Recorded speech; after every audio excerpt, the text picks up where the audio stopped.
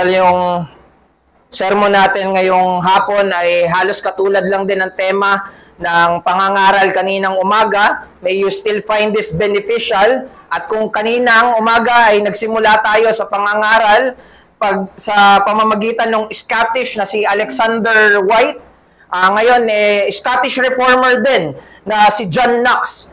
Habang nasa banig ng kamatayan si John Knox at hindi na makapagsalita, ay tinanong siya at sinabihan ng kanyang kasambahay na itaas niya yung kanyang kamay bilang palatandaan kung ang ebanghelyo na kanyang ipinapangaral sa kanyang buong buhay ay kung ito pa din ba yung nagbibigay sa kanya ng kaginhawaan sa kamatayan.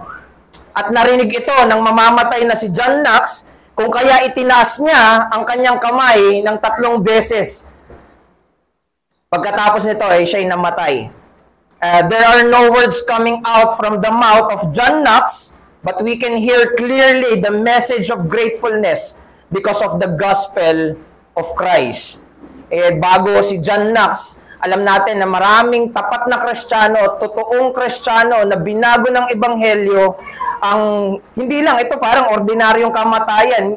Others were persecuted. At kagaya ng titignan natin ngayon, si Apostol Pablo, halos ganito rin yung naranasan niya. Though wala pa tayo doon sa part ng suffering, dahil titignan natin yung sulat niya at nabasa natin, binasa sa atin ni Daddy Jacob yung sa 2 Timothy. Kanina ring umaga, binigyan na rin ng linaw. But let me just specify, no, na ayon sa mga studies or sa mga book na nakita namin, there are 10 instances sa lahat ng sulat ni Pablo kung saan ini-instruct niya yung kanyang mga mambabasa at ang mga Kristiyano na magbigay ng pasasalamat. Ito yung narinig nating pangangaral kaninang umaga sa 1 Thessalonians. At ngayon, titignan natin yung 18, hindi pala yung 18 instances. Isa lang doon sa 18 instances, almost double ng pag-express ni Pablo mismo ng kanyang pasasalamat sa Diyos. At pinag-uusapan din namin to ni tunay na Paul natin sa iglesia kanina, no?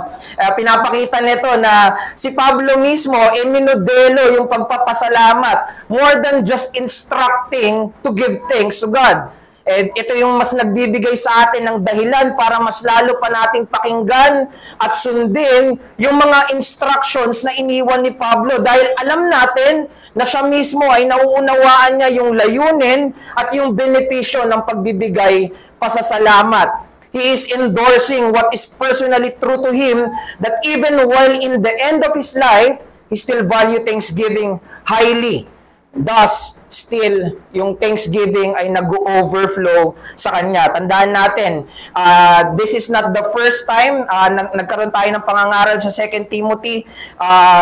Starting January 2021, nung binabalikan ko to, pero binago ko yung ilang mga part dito, pero yung tema pa rin ay mananatili patungkol sa pagpapasalamat. Kaya yung teksto na binasa ni Daddy, let me just read yung verse kung saan magpo-focus tayo ngayong hapon.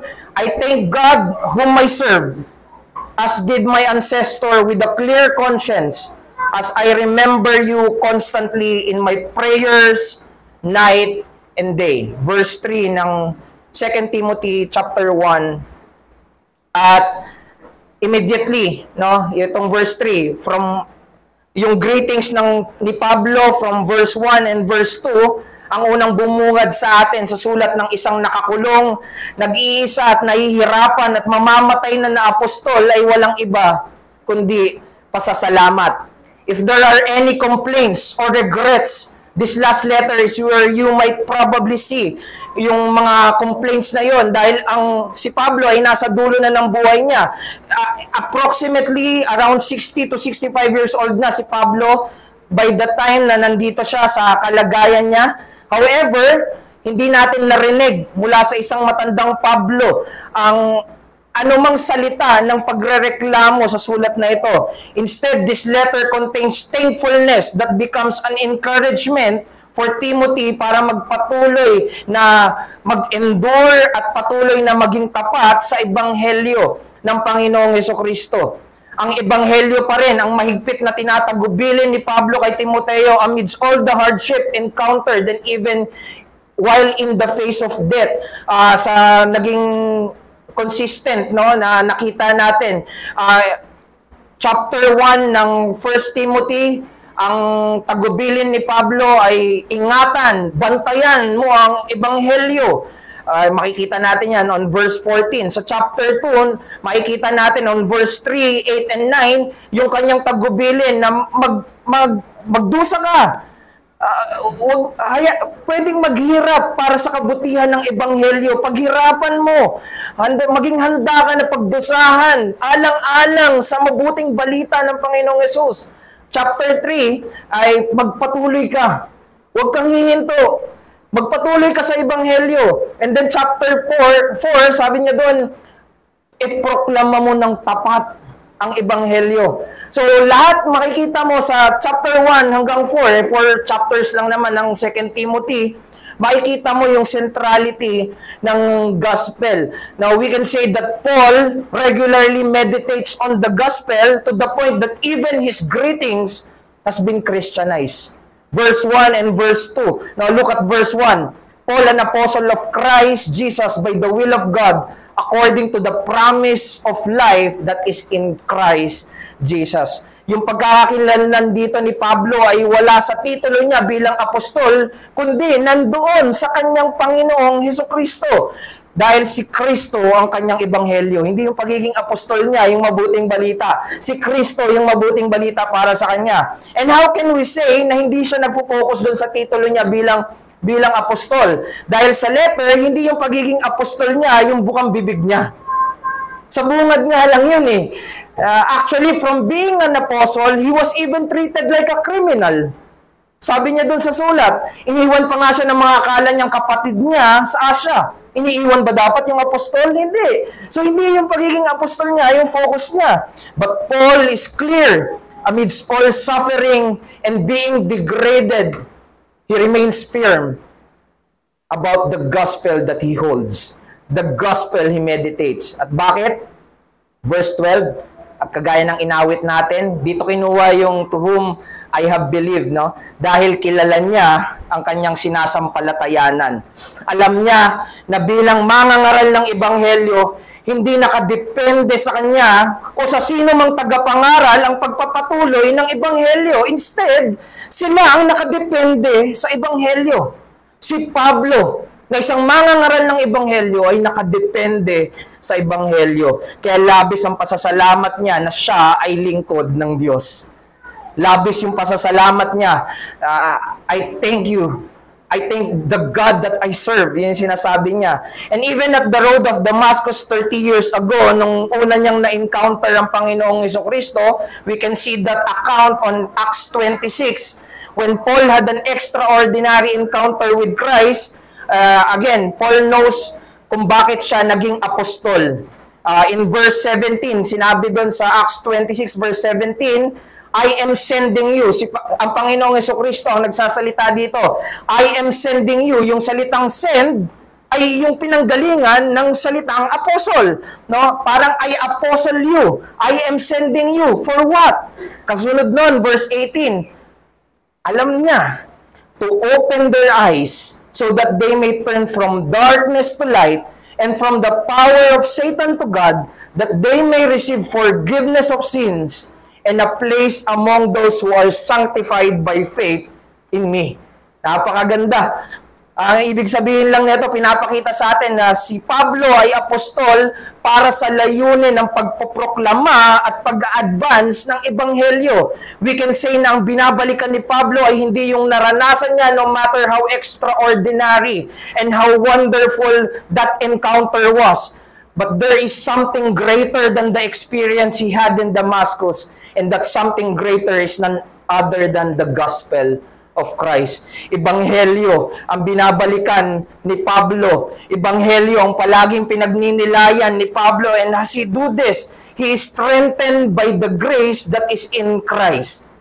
Siya'y napapalakas ng biyaya na kay Kristo. Actually, Paul can only say grace, mercy, and peace from God. That's all because of the gospel of Christ. May biyaya, may kahabagan, may kapayapaan dahil sa ebanghelyo ng Panginoong Jesucristo. You cannot see clearly the grace and mercy, and there is no peace apart from Christ. We are at war. Pero bakit niya nasasabi yun with confidence? Because there is a true gospel. At ito yung pinagninilayan niya. Kaya ebanghelyo din ang hinahangad ni Pablo para sa kanyang kapwa. Ebanghelyo yung hinahangad niya para sa mga taong nakapaligid sa kanya at mga taong pwede niya pang abutin. No? Actually, kapag nakikita niya yung ebanghelyo at yung epekto ng ebanghelyo sa mga tao, actually, maisip pa nga lang niya yung magiging epekto ng gospel sa mga tao, napupuno na siya ng nag-uumapaw na pagpapasalamat. At yung 2 Timothy, punong-puno yan ng pagpapasalamat na ni Pablo. Pagpapasalamat na mas lalong napagyayaman kahit pa nahihirapan. Pagpapasalamat na hindi maubos-ubos kay Pablo o hindi mawawala kay Pablo humarap man siya sa nakakatakot na kamatayan. Pagpapasalamat na pangunahin na para sa Diyos na kanyang pinaglilingkuran at para sa kabutihan ng mga nagtitiis at maaaring nanghihina niyang mga kapatiran. Lahat ito ay naging posible dahil sa ebanghelyo ni Kristo na kanyang walang sawang binabalikan at pinagninilayan. Kaya ito yung mensahe natin ngayong hapon. Genuine thanksgiving is cultivated when the gospel is regularly meditated. Tunay na ang pagpapasalamat ay napagyayaman kapag ang ebanghelyo ay palagiang napagninilayan. Sa iba, they may think that giving thanks in such a hard time is inappropriate and not being honest. Maaaring sa iba, ito'y kahangalan o kabaliwan. Nahihirapan ka na, nagpapasalamat ka pa? Di ba ganun na ganun yung asawa ni Job? No? Isipin mo si Pablo yung nakakulong, siya yung nahihirapan while in the Mamertine prison. Ito yung pinaka-torture na during that time, na kapag nilagay ka doon sa Mamertine prison, parang gugustuhin mo na lang na patayin ka na kaagad. So doon mismo, torture na. Siya yung nahihirapan doon, yet you will hear him full of thanksgiving. Kahit saang klase ng kulungan, narinig natin kanina at mamaya dadaanan din natin. Pero bakit siya napupuno ng pagpapasalamat kahit nandun na sa pinakamahirap na kalagayan? And the only answer Paul is showing us is again, the gospel. Ang paghihirap at kamatayan ay maaaring dulo ito na yung dulo para sa iba kung ikaw ay hindi pa tao ng ebanghelyo. Pero kagaya rin ng narinig natin, no? For the people of the gospel, suffering can be used for their sanctification. Para sa mga tao ng ebanghelyo, maging yung paghihirap ay ginagamit para pabanalin sila. At kapag sinabing pabanalin, para maging kawangis ng Panginoong Jesucristo. Nakikita nila yun na parang paraan para maibalik sila o maging kahubog o maging kamukha o maging kawangis ng Panginoong Jesucristo. For the people of the gospel, ang kamatayan ay hindi ang dulo. Actually, ang kamatayan ay ihinto lang sila sa pagkakasala at ang kamatayan ang magdadala pa sa kanila sa kaluwalhatian. Kung ang paghihirap ay itutulad ka at gagawin kang kawangis ng Panginoong Jesucristo, ang kamatayan naman ay dadalhin ka kay Kristo. And that is their comfort. Napakaganda, no? Kung ikaw ay tao ng ebanghelyo, ganito din to para sa'yo. And you have reason to give thanks. You see, the people of the gospel are not foolish. Hindi sila hangal. Instead, ang mga mata nila ay nabuksan sa mga bagay na higit na mas mahalaga. Thus, they can give genuine thanksgiving. Totoo pa nga, mas lalong totoo pa yung pagpapasalamat ng mga ito dahil naiintindihan nila yung pinagmumulan ng pagpapasalamat nila. They have something na hindi mananakaw ng anumang paghihirap o anumang banta ng kamatayan. Tandaan natin, ang pagiging mapagpasalamat sa harap ng kamatayan at paghihirap ay totoo lamang kung ito'y resulta ng maluwalhating ebanghelyo. Dalawang bagay na pwede nating makita sa pagpapasalamat na hinuhubog ng ebanghelyong pinagninilayan. At una na nga dyan ay ang pagpapasalamat, genuine thanksgiving that is Godward. Ang pagpapasalamat pala na totoo ay dapat nakatungo o nakatingin, nakaturo sa Diyos. Why?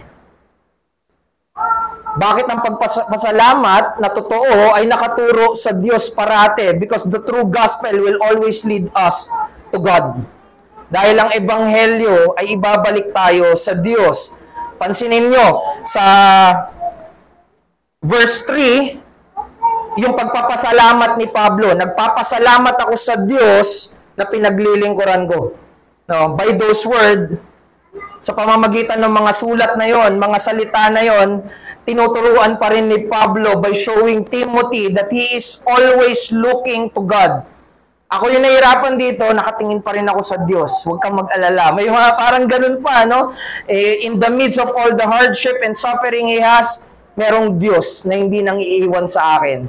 Merong Diyos na pinagpapasalamat ko pa din. Ano? Paul is like saying, ito dapat. Ito yung dapat. Ang paglingkuran ng Diyos, ano man ang sitwasyon. Ang Diyos, para sa iba, ay paglingkuran mo lang sa maayos na sitwasyon. Pero pinapakita ni Pablo dito na ang Diyos ay ano man ang sitwasyon, pangangaral kanina, ay dapat nating paglingkuran. No? Ito yung pinagpapasalamat ni Pablo na siya'y lingkod pa din ng Diyos sa kabila ng iba't ibang paghihirap. Pinagpapasalamat niya na siya ay pinananatili ng Diyos na maging lingkod niya. For Paul, there is no greater privilege but to remain thankful to his faithful Lord. Walang regret, but thankfulness in serving God. Ito yung naging encouragement ni Pablo para kay Timoteo, na ikaw din, Timoteo, maglingkod ka sa Diyos. Walang sino man sa buong kasaysayan ang totoong naglilingkod sa Diyos na nagsisi at nang hinayang dahil naglingkod sila sa Diyos. If there is, they are not true in their service and they are a real discouragement for others. Anong pinapakita nito? If we are not thankful that we serve God, we are discouraging others to serve God. It is like putting a placard kung saan nakasulat, lugi ka pag pinaglingkuran mo ang Diyos. Just by simply ignoring to thank God. Anong pinagpapasalamat natin sa Diyos? Mga bagay lang ba na nakatuon sa sarili natin o mga bagay na nakatuon sa Diyos? Are we grateful to be professional but not grateful of our Christian profession? Pinagpapasalamat ba natin na tayo ay lingkod ng Diyos? Do we still see the greater privilege of serving God? Nakikita pa rin ba natin na napakalaking pribilehiyo at kabutihan ng Diyos na paglingkuran pa rin natin siya even until now? Kung hindi Diyos ang pinaglilingkuran natin, sino o ano? Anong kabutihan kung hindi ka pa naglilingkod sa Diyos? Let the temporal goodness lead you to the eternal goodness. And let your temporal thanksgiving lead you to eternal thanksgiving. Pinapakita rin dito ni Pablo kung gaano ka-importante that our hearts end up thankful to God. Napakahalaga na sa bawat pagkakataon ng puso natin ay hahantong at magtatapos sa Diyos. Ito yung ginagawa ng Ebanghelyo. Ibalik tayo sa Diyos. Ang Ebanghelyo mula simula hanggang dulo ay mapagbiyayang gawa ng Diyos. It is for God's glory. Kung yung kabutihan na nararanasan natin sa mga tao, minsan people will be confused dahil merong contribution at ginamit na secondary means yung kabutihan o yung mga pangyayari at hindi kagad nakikita na ang root cause nun ay Diyos. Ang Ebanghelyo mula simula hanggang dulo ay sa Diyos. You do not need to be confused. Wala dyan percentage na ito sa tao. Hindi, 100% yan sa Diyos. And we should be thankful to God. At habang ang Ebanghelyo ay nauunawaan at binabalikan ang mga tao ni Kristo ay hindi mapipigilan na ang Diyos ay kanilang pasalamatan. Because it is from God, it is for God. Ebanghelyo ang dahilan kung bakit palaging may rason si Pablo na magpasalamat. Ikaw. At habang ang Ebanghelyo ay totoong binabalikan at pinagninilayan, hindi mauubos yung balon ng pasasalamat ng mga Kristiyano para sa kanilang Diyos. Ito ay totoo kay Pablo at dapat totoo sa lahat ng tao ng Ebanghelyo. Kaya yung aral na makikita natin, ang walang hanggang pinagmumulan ng pasasalamat sa Diyos ay natatagpuan at nailalapat o naisasabuhay sa pagninilay sa Ebanghelyo ni Kristo. Kabaliktaran nito yung problema na meron tayo. The problem is when the gospel is not meditated, yung kabutihan ng Diyos, the goodness of God is neglected, ungratefulness to God is being more and more cultivated. Kapag ang Ebanghelyo ay hindi binabalikan, hindi pinag-iisipan, hindi pinagninilayan, ang kabutihan ng Diyos ay nababaliwala at napapabayaan. At ang kawalan ng pasasalamat sa Diyos ay mas lalong pinagyayaman. Napakahalaga na matuto tayo na magpasalamat sa Diyos sa lahat ng bagay dahil lahat ng kabutihan ay mula sa Diyos. It is very essential to give thanks to God because thankfulness nowadays is mostly equated to being lucky. Kapag nagkaroon ng trabaho, sasabihan, wow, galing, naipasa mo yung trabaho na yon, tapos na magiging response, ano ka ba, wala yun, nagkataon lang. When someone is acknowledged on his God-given gift, wala yun, tsamba lang. It is not luck. It is not luck. Hindi yun swerte lang. When the Lord has been good to you, it is not luck. Kabutihan yun ng Diyos. Not all has that skill and that kind of heart. So again, thank the Lord sa bawat kabutihan na ito. Pansinin nyo, it may sound humble at first para sa mga taong nakakausap natin, but not acknowledging God is not humility. Ang hindi mo kilalanin ng kabutihan ng Diyos ay hindi pagpapakumbaba. Ito'y pagmamataas. Ito'y kasalanan. Narinig natin kanina, ang hindi pagpapasalamat, ang hindi mo ibalik yung pasasalamat sa Diyos ay kasalanan. Binanggit na rin to ni Pastor in 2 Timothy 3:1, no? In the last days, there will come times of difficulty. At bakit magkakaroon daw ng paghihirap? Dahil sa mga lista ng kasalanan. For people will be lovers of self, lovers of money, they would be proud, arrogant, abusive, disobedient to parents, ungrateful. Sa huling panahon, magiging lalong mas mahirap kapag ang mga tao ay hindi nagpapasalamat. As Christian, the humility that should be seen in us is a humility that recognizes God by thanking Him for all good things, for all the goodness that we receive. Pangunahan natin yung iba na magpasalamat sa Diyos. Ipakita natin sa mundo na lahat ng kabutihang tinatamasa natin ay mula sa Diyos at ito'y totoo. But make sure that it is true to you first. Baka gawin mo lang, nagsasalita ka lang pero hindi pala totoo sa'yo. Wala ring say-say yun. Giving thanks to God is a testimony of God's goodness to those people who doubt the goodness of God. It's a reminder for them na nakakalimot ng kabutihan ng Diyos. There are also people who would say that they are thankful but they are not giving their thanks to God. Minimisdirect nila.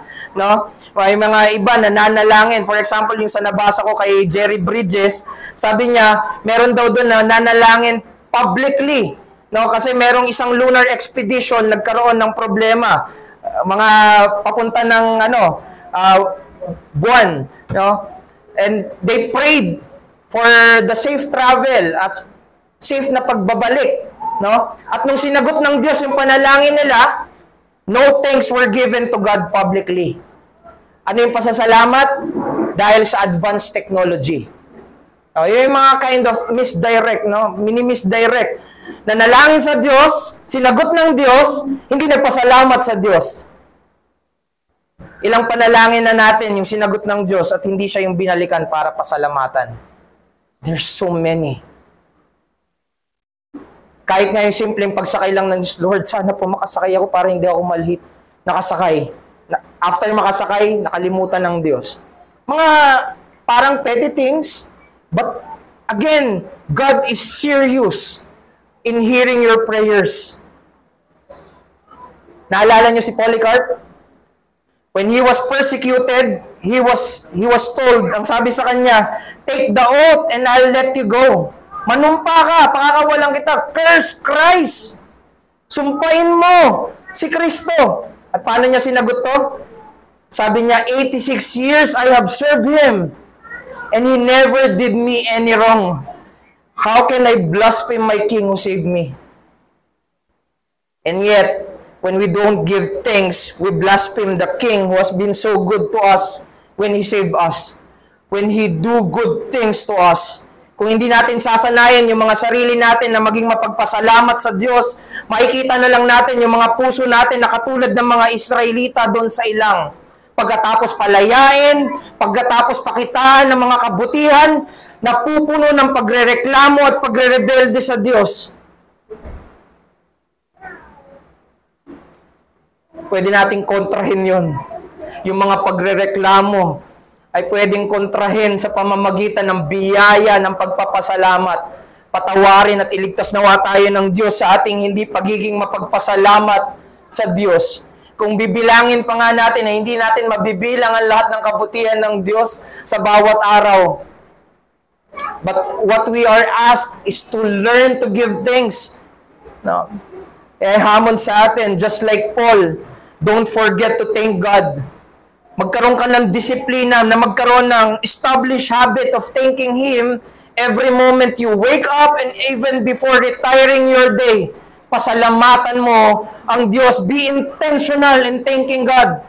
Kaya ang tanong sa atin ay, araw-araw mo bang pinagpapasalamat ang kaligtasan mo? Si Jerry Bridges ay may mga sulat pa na mahaba na araw-araw niyang pinapasalamat. Araw-araw ba nating iniisip kung paano tayo, isipin mo kung nanatili kang bulag sa mga bagay patungkol kay Kristo, pinagpapasalamat mo ba na binuksan ng Diyos yung mata mo? Na meron ng mas mahalaga kaysa manalo sa loto? Na meron ng mas mahalaga kaysa dito lang sa mga bagay na nandito sa mundo? Paano kung wala kang panlasa sa mga bagay na makalangit, pero binigyan ka ng panlasa ng Diyos? Pinagpapasalamat mo ba yun? Siguro hindi grand yung panlasa mo, pero even the little taste that you appreciate heaven, the good things in heaven, the beauty of Christ, something to be thankful for. Sabi ni Pablo, I thank God whom I serve. Pinagpapasalamat ko na ang Diyos pa rin ang pinaglilingkuran ko. Sabi niya, night and day, I constantly remember God. I constantly remember the people, Timothy, in my prayers. No? Maging yung mga tao pinagpapasalamat ni Pablo dahil yung mga tao na yun ginagamit para makita niya na karapat dapat pasalamatan ang Diyos. Psalms 92, sabi doon, mabuti ang magpasalamat sa Panginoon, ang umawit ng mga papuri sa kanyang pangalan, ang magpahayag sa umaga ng kanyang tapat na pagsuyo at sa gabi ay ang katapatan. Yung kanina sinasabi natin, araw-araw magpasalamat. Dito sinasabi sa atin, araw-gabi magpasalamat. Steadfast love in the morning, faithfulness at night. Biro mo natapos ka, nung nagkaroon tayo ng study about family worship, hindi Christian yung sumulat, isang historian yung sumulat ng ginagawa ng mga Kristiyano nung unang panahon. No, nung time na during Acts, nung time na kumakalat pa lang yung gospel, sabi nung historian na yon, hindi ko na maalala yung pangalan, ang mga Kristiyano daw ay naririnig nila na nananalangin ng pagpapasalamat o nananalangin sa Diyos na ingatan sila sa buong araw. Tapos paggabi, magtitipon-tipon na naman sila at magpapasalamat sila na iningatan sila buong araw, night and day. Lumakas boses ko. Ayan. Dinig pa ba ako? So, napakaganda, no? Giving thanks to God has a benefit for us. Giving thanks to God is something that we should be determined to do. May active effort, hindi lang yung passive feeling. Magpapasalamat ako, pakiramdam ko lang eh. Hindi, you need to be actively involved, intentional, determined. May inaasahan sa atin na paggawa. Psalms 103:2. ay yung binasa ko kanina. No? Huwag nating kalimutan ang lahat niyang biyaya. Let's not forget all His benefits. Siguro yung practical na makikita natin, pwede mong isulat yung mga bagay na pwede mong ipagpasalamat sa Diyos, then ipanalangin mo. Kasi kung nakadepende ka lang sa isip, mahirap. Malaking tulong. Depende sa'yo, pero ang ano lang natin is, kung saan ka lalago, yun yung gawin mo. So, explore. Ipanalangin natin. Nawa, pabanalin yung isipan natin sa mga bagay na maaari nating ipagpasalamat sa Diyos. Pangalawa, genuine thanksgiving is sincere. Taos-puso. Bakit taos-puso yung pagpapasalamat? Because the gospel makes us sincere. Pansinin nyo, sa panalangin ni Pablo ng pasasalamat, masasabi natin na sincero ito, taos sa puso. At hindi nagkukunwari. Walang pagkukunwari si Pablo nung nagpapasalamat siya. Kaya sabi niya, I thank God whom I serve with a clear conscience. Malinis yung budhi ko. Na totoo yung pagpapasalamat ko sa Diyos na pinaglilingkuran ko. This is not just mechanical o nakasanayan lang. It is a thanksgiving from the heart. It is not just a formality but a heartfelt expression of His appreciation and love to His God. Itong sincerity na to is evident sa kanyang mga specific and consistent thanksgiving. Alam mong sincere dahil specific. Alam mong sincere dahil consistent. Pansinin nyo, yung thanksgiving ni Pablo ay sincere at specific.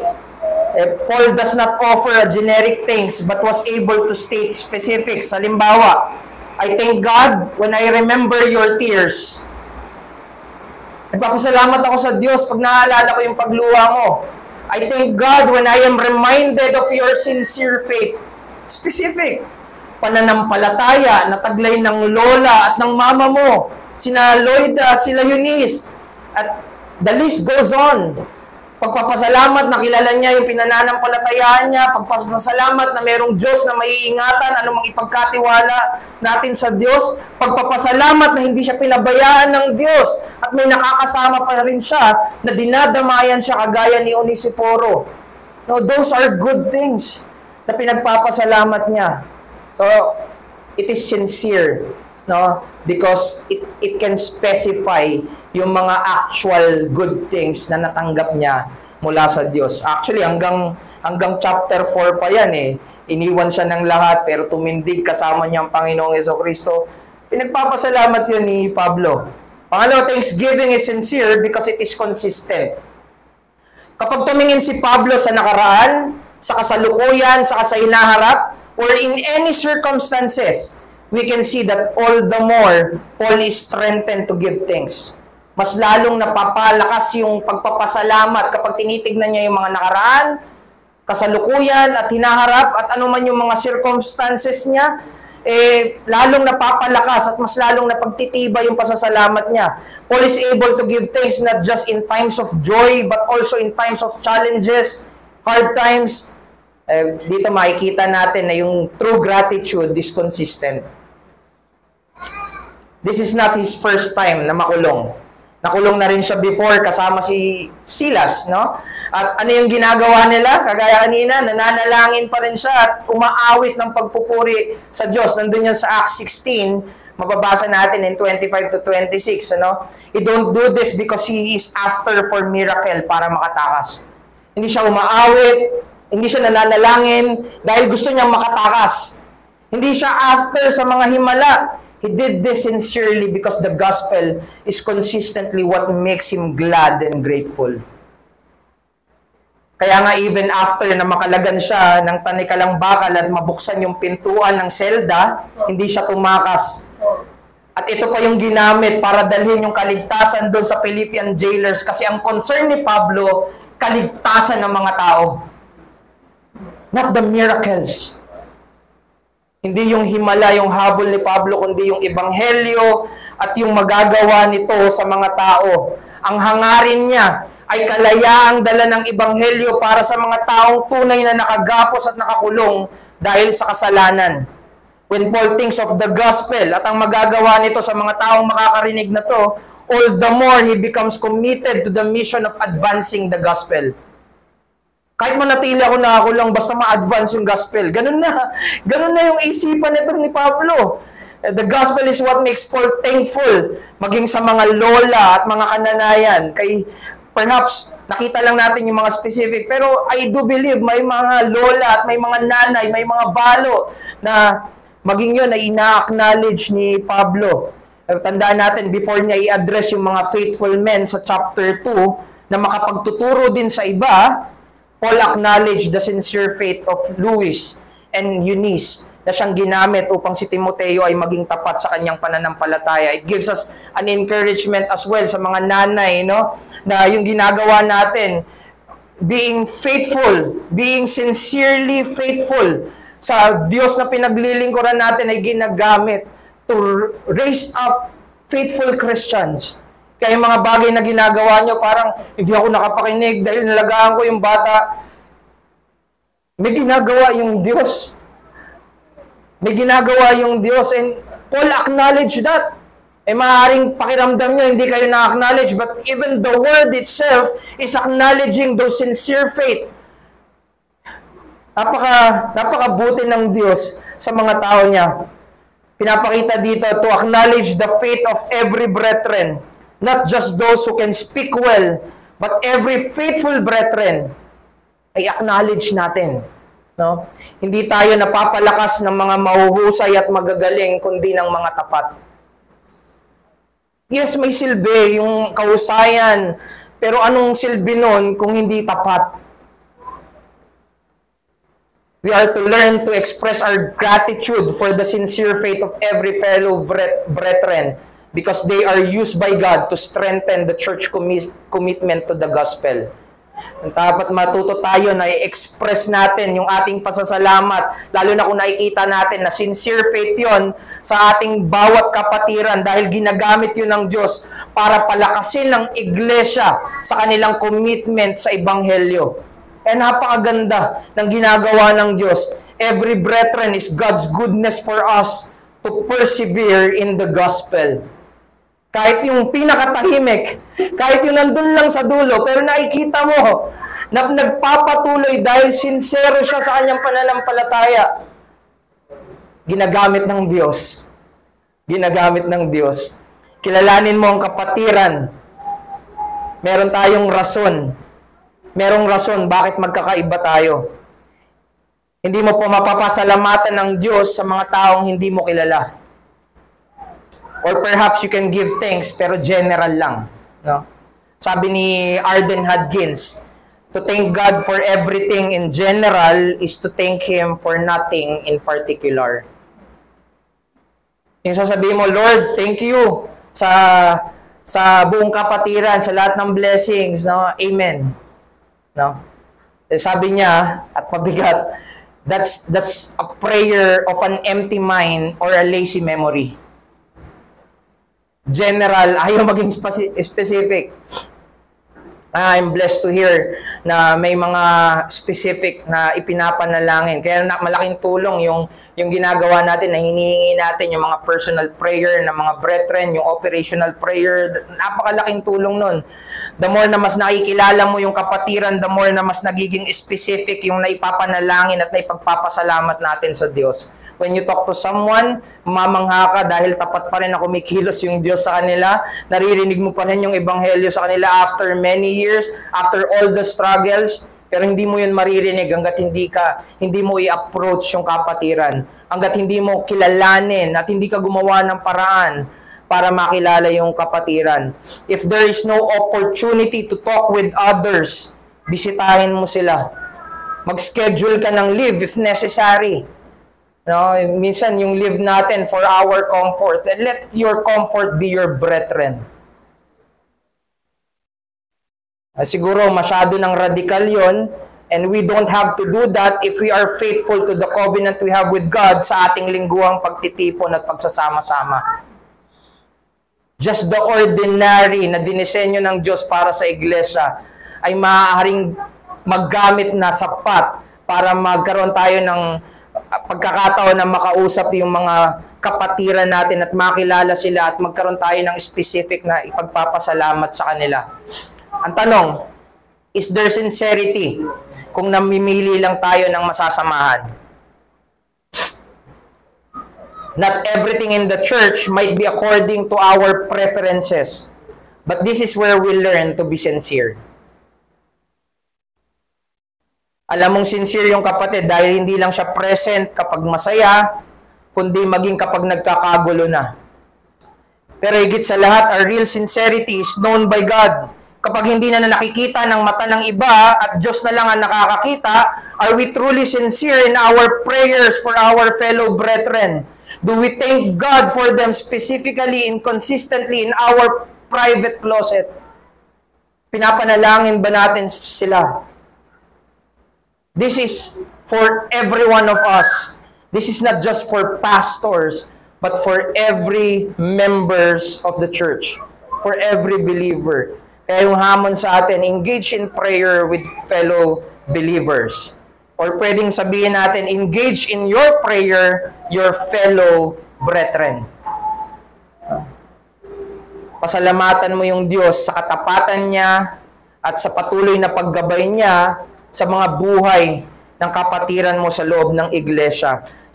Pray specifically for areas where they are demonstrating strong faith. Be consistent on that. Ito yung dahilan bakit kailangan natin na patuloy na i-encourage yung bawat isa. We need to spend time knowing and praying with the brethren. Huwag niyong baliwalain o maliitin yung operation prayer. Hindi yung ginawa para lang, at least may ginagawa yung church. No, it is for our good. Hindi mo namamalayan na dun ka pala iniingatan ng Diyos. May mali kang kaisipan na itutuwid kapag may nakausap ka na brethren. Mas lumalawak yung concern mo pag naririnig mo yung ibang concern ng church. Kung tingin mo napapalago yung kaalaman ng pastor sa kalagayan ng kapatiran dahil nakakausap nila yung brethren, may oversight, same as you as member, pwedeng lumago yung kaalaman mo patungkol sa iglesia, mas maiingatan mo yung mga taong kilala mo. Spend time knowing the people of God. Hindi aksaya ng oras ang ipanalangin ng iba. Hindi aksaya na ipagpasalamat na isa ipanalangin yung iba. You can have a journal. Write down God's goodness and mercy at yung pag-ibig na nararanasan ng mga tao ng Diyos. Napag-usapan lang namin kanina nung time na nagre-reflect no, after ng morning worship. No, pwede mong isulat para makip track mo na hindi tumitigil sa kabutihan ang Diyos. No? Come up with ways to cultivate healthy memory to remember God's mercy. Kailangan natin gumawa ng mga paraan para hindi natin makalimutan yung awa, biyaya ng Diyos sa atin. Ang tanong ay, anong pinagpapasalamat mo sa Diyos tuwing nakikita mo yung kapwa mo, Kristiyano? Kagalakan ba na makita mo sila na nagpapatuloy? Or kung nakikita mo sila na nanghihina, are you thanking God that He sustain you so you can pray for them? Tandaan natin, pinapanatili ka para ipanalangin yung iba. Pinapanatili ka para sa iba. Sa tuwing nanghihina ka, pag nakikita mo yung iba na hindi nagiging tapat, bumabalik ka ba sa panalangin at inaalala at pinasasalamatan yung Diyos dahil siya hindi nagbabago yung katapatan niya? Nagkukulang at maaaring maraming beses na nating nakakalimutan na ipanalangin yung kapatiran, pero salamat dahil ang ulo ng iglesia ay hindi tumitigil na ipanalangin yung kapatiran.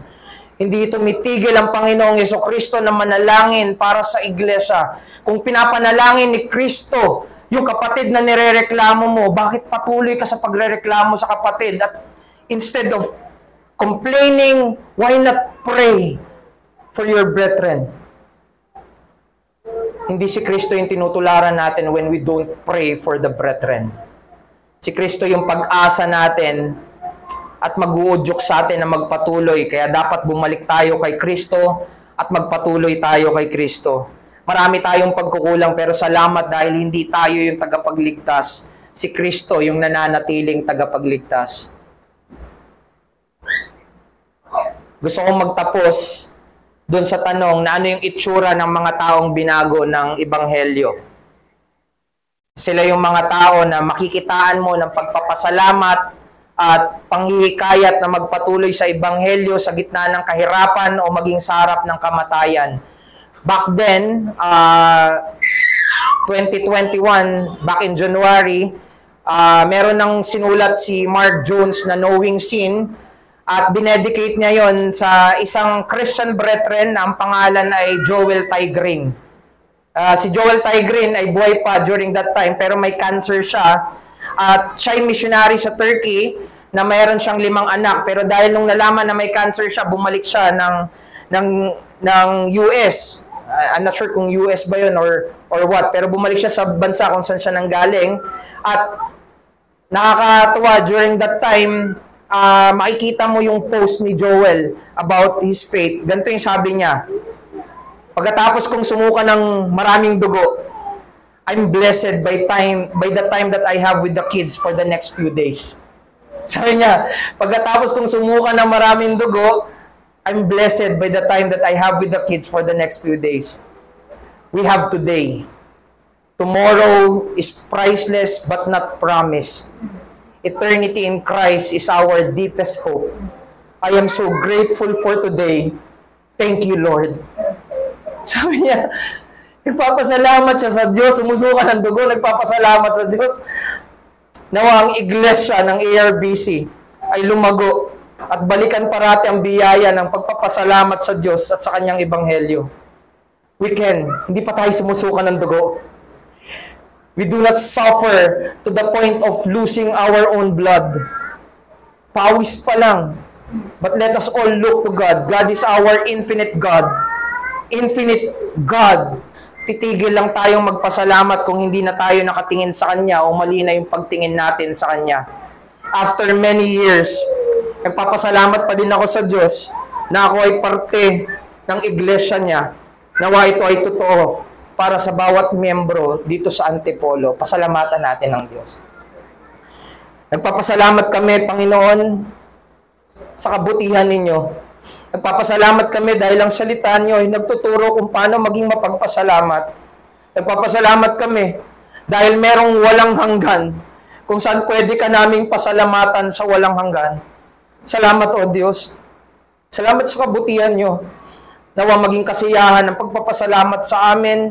Nawa pawiin nito yung pagrereklamo sa mga puso namin at bumaling kami sa kung ano yung kalooban ninyo. Give us a heart that will be Godward and sincere.